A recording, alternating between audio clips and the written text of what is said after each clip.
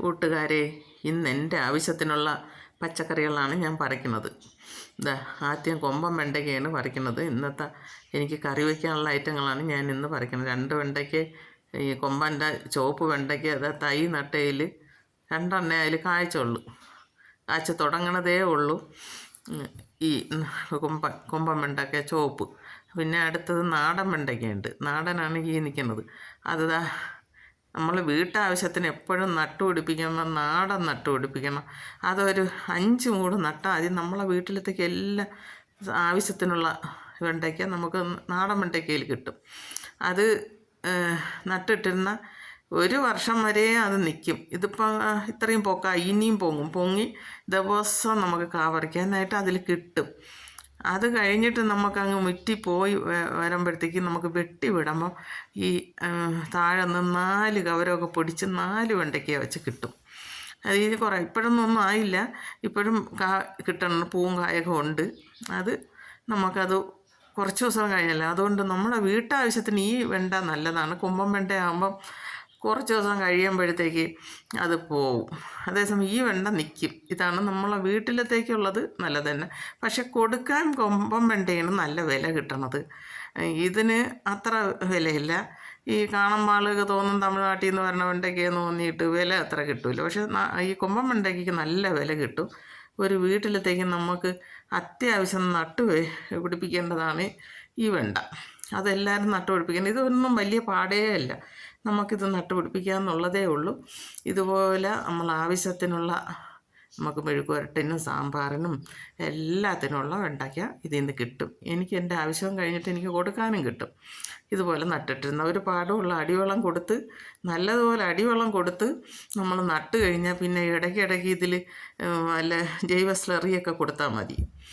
അത് കഴിഞ്ഞിട്ട് എനിക്ക് ഇന്നത്തേക്ക് വേണ്ട വഴുതനങ്ങയാണ് പറിക്കുന്നത്. വഴുതനങ്ങ പറിക്കുന്നത് ഇന്ന് എനിക്കൊരു സാമ്പാറും ഒരു മെഴുക്ക് വരട്ടിയൊക്കെ വേണം. അപ്പോൾ വെണ്ടയ്ക്കയും വഴുതനങ്ങയും കൂടെ ഇട്ട് മെഴുക്ക് വരട്ട, അതിന് വേണ്ടിയിട്ടാണ് ഞാൻ ഇന്ന് എടുക്കുന്നത്.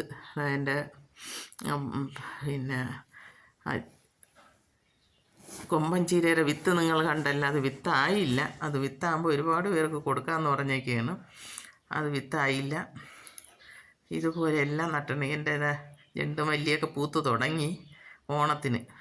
ഇത് കാരി മുളകാണ്. കാരി എനിക്കിപ്പം മെഴുക്ക് വരട്ടിലിടാൻ വേണ്ടിയിട്ട് 2-3 പറിക്കണതാണ് കാരി. അതെല്ലാം ഭയങ്കര കാടാണ്. എത്ര കാട് പൊഴുതാലും വീണ്ടും വീണ്ടും കാട് പൊടിച്ച് കയറണം. അതാണ് കാര്യം. കാട് ഒരുപാടായിപ്പോയി. മഴ കാരണം വെളിയിറങ്ങാൻ പാങ്ങില്ല. വെളിയിലിറങ്ങി മഴ നനഞ്ഞാണ് എനിക്ക് ജലദോഷമാണ്, ശബ്ദം ശരിയായില്ല. അങ്ങനെ കാര്യമുളകും പറിച്ച്. ഇനി അടുത്ത് കുറച്ച് നമുക്ക് അത്യാവശ്യം കുറച്ച് പാലുമുളകും കൂടെ പറിക്കണം ഇന്നത്തേക്ക്. പാലുമുളക്, എരിയ മുളക് ഞാൻ അങ്ങനെ എല്ലാത്തിലും ഇടില്ല. ഈ പാലുമുളകിൽ വലിയ എരി കുറവാണ്. അപ്പോൾ അത്യാവശ്യം ചമ്മന്തിക്കും പിന്നെ അവിയലിന് മെഴുക്ക് വരട്ടിനൊക്കെയാണ് ഞാൻ ഇത് ധാരാളം കായ്ക്കും. ഈ പാലുമുളക് പൊങ്ങിക്കയറും. അത്ര വലിയ മൂടായിട്ട് നിൽക്കുകയും ചെയ്യും. അത്യാവശ്യം 1-2 മൂട് വീടുകളിൽ നട്ടിട്ടിരുന്ന ഇതും നമ്മൾ ആവശ്യത്തിനുള്ളതെല്ലാം കിട്ടും. എല്ലാവരും ഇതുപോലെയൊക്കെ നടണം. നമ്മൾ ആവശ്യത്തിനുള്ള സാധനങ്ങൾ നമ്മൾ തന്നെ വിഷമില്ലാതെ നമുക്ക് ഉൽപ്പാദിപ്പിച്ചെടുക്കാൻ സാധിക്കും. ഇതുപോലെ എല്ലാവരും ശ്രമിച്ച് നോക്കണം. അത് കഴിഞ്ഞിട്ട് എരിയ മുളകാണ് ഇത്. കണ്ട വലിയ മുളക്. പിന്നെ നിൽക്കുന്നു പച്ചച്ചീര വയ്ക്കുന്നു.